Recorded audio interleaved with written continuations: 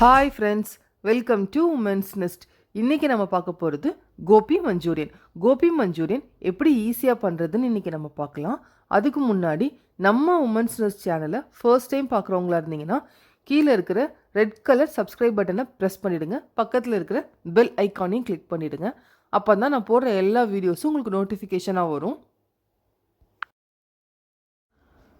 Gopi Manchurian செய்கிறதுக்கு பேனை அடுப்பில் வச்சு நல்லா ஹீட் ஆனதும் கொஞ்சமாக தண்ணி சேர்த்துக்கோங்க. அதில் நம்ம கட் பண்ணி வச்ச காலிஃப்ளவரை சேர்த்துக்கலாம். சேர்த்து ஒரு 15 நிமிஷம் போல் நல்லா கொதிக்க விடணும். இதில் கொஞ்சமாக உப்பும் மஞ்சள் தூளும் சேர்த்து ஒரு 15 நிமிஷம் போல் கொதிக்க விடுவோம். ஏன்னா அதில் இருக்கிற பூச்சி எல்லாமே செத்துடும். அதுக்காக காலிஃப்ளவரை 15 நிமிஷம் நல்லா கொதிக்க விட்டாச்சு. இப்போ இதில் இருக்கிற தண்ணியெல்லாம் நல்லா ட்ரை பண்ணிவிட்டு ஒரு ஃப்ரெஷ் வாட்டரில் கழுவி தனியாக எடுத்து வச்சுக்கோங்க. இப்போது ஃப்ரை பண்ணுறதுக்கான பேட்டரை நம்ம ரெடி பண்ணிக்கலாம். அதுக்கு 2 ஸ்பூன் அரிசி மாவு, 1 ஸ்பூன் மைதா மாவு, 1 ஸ்பூன் சில்லி பவுடர், கொஞ்சமாக மஞ்சள் தூள், black pepper, fried chicken masala சேர்த்துருக்கிறேன். இது ஆப்ஷனல் தான். எல்லாம் சேர்த்து நல்லா மிக்ஸ் பண்ணிக்கலாம். கொஞ்சமாக உப்பு சேர்த்து நல்லா மிக்ஸ் பண்ணிக்கோங்க. தேவையான அளவு தண்ணி விட்டு நல்லா மிக்ஸ் பண்ணிக்கலாம். கொஞ்சம் திக்காக இருக்கிற மாதிரியே மிக்ஸ் பண்ணுங்கள். ஏன்னா காலிஃப்ளவரில் கொஞ்சம் தண்ணி கன்சிஸ்டன்சி இன்னும் இருக்கும்.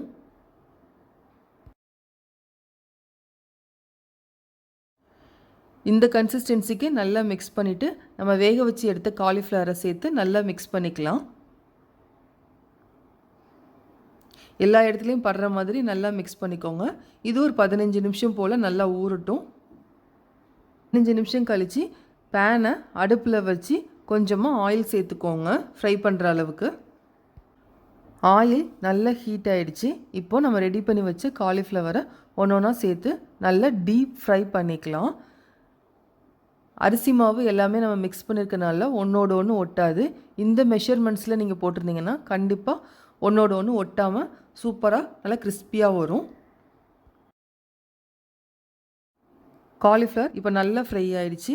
இப்போது இதை ஒரு பிளேட்டில் நம்ம ட்ரான்ஸ்ஃபர் பண்ணிவிட்டு நம்ம எடுத்து வச்ச எல்லா காலிஃப்ளவரையும் இதே மாதிரி ஃப்ரை பண்ணி எடுத்துக்கலாம். மஞ்சூரியன் செய்கிறதுக்கு ஒரு பேனை அடுப்பில் வச்சு நல்லா ஹீட் ஆனதும் ஆயில் சேர்த்துக்கோங்க. இப்போது குட்டி குட்டியாக சாப் பண்ண ஜிஞ்சர் கார்லிக்கை சேர்த்துக்கலாம். லைட்டாக வதங்கினா போதும். மஞ்சூரியனுக்கு டீப் ஃப்ரை தேவையில்லை. இப்போது குட்டி குட்டியாக சாப் பண்ண ஆனியன், இதுவும் லைட்டாக வதங்கினா போதும். லைட்டாக உப்பு சேர்த்துக்கலாம். ஏன்னா நம்ம காலிஃப்ளவரில் எல்லாத்துலேயுமே உப்பு இருக்கும், சாஸ்லேயும் உப்பு ஜாஸ்தி இருக்கும். கொஞ்சமாக குடமிளகா சேர்த்து நல்லா வதக்கிப்போம். குடமிளகா லைட்டாக வதங்கினதும் ஒவ்வொரு சாஸாக சேர்த்து நல்லா மிக்ஸ் பண்ணிக்கலாம்.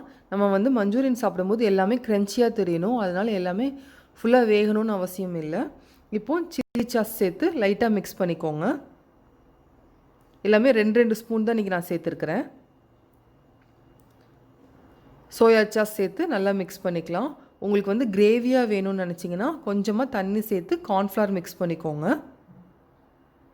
எல்லா சாஸும் சேர்த்து 1 நிமிஷம் போல் நல்லா கொதிச்சா போதும். இப்போது நம்ம ஃப்ரை பண்ணி வச்ச காலிஃப்ளவரை சேர்த்து நல்லா எல்லா இடத்துலையும் படுற மாதிரி மிக்ஸ் பண்ணிக்கலாம். அவ்வளோதான், நம்மளோட மஞ்சூரியன் இப்போ சூப்பராக ரெடி ஆயிடுச்சு. உங்களுக்கு இது தண்ணியாக தேவைப்பட்டதுன்னா கொஞ்சம் கார்ன்ஃப்ளவர் மாவும் தண்ணியும் சேர்த்துக்கோங்க. நல்ல கிரேவி கன்சிஸ்டன்சிக்கு வந்துடும். ரொம்ப சிம்பிளாக குயிக்காக வீட்லேயே கோபி மஞ்சூரியன் ரெடி பண்ணிட்டோம். நீங்களும் இதை ஒரு தடவை ட்ரை பண்ணி பாருங்கள். வீட்டில் இருக்கிற எல்லாருக்குமே இது ரொம்ப பிடிக்கும். இது ஈவினிங் டைம் ஸ்நாக்ஸாகவும் கொடுத்தா குழந்தைங்களுக்கு ரொம்ப பிடிக்கும் இந்த கோபி மஞ்சூரியன். இந்த கோபி மஞ்சூரியன் உங்களுக்கு பிடிச்சிருந்துச்சுன்னா லைக் பண்ணுங்கள், ஷேர் பண்ணுங்கள். உமன்ஸ் நெஸ்ட் சேனலை சப்ஸ்கிரைப் பண்ணாதவங்க சப்ஸ்கிரைப் பண்ணிவிடுங்க. பக்கத்தில் இருக்கிற பெல் ஐக்கானையும் கிளிக் பண்ணிவிடுங்க.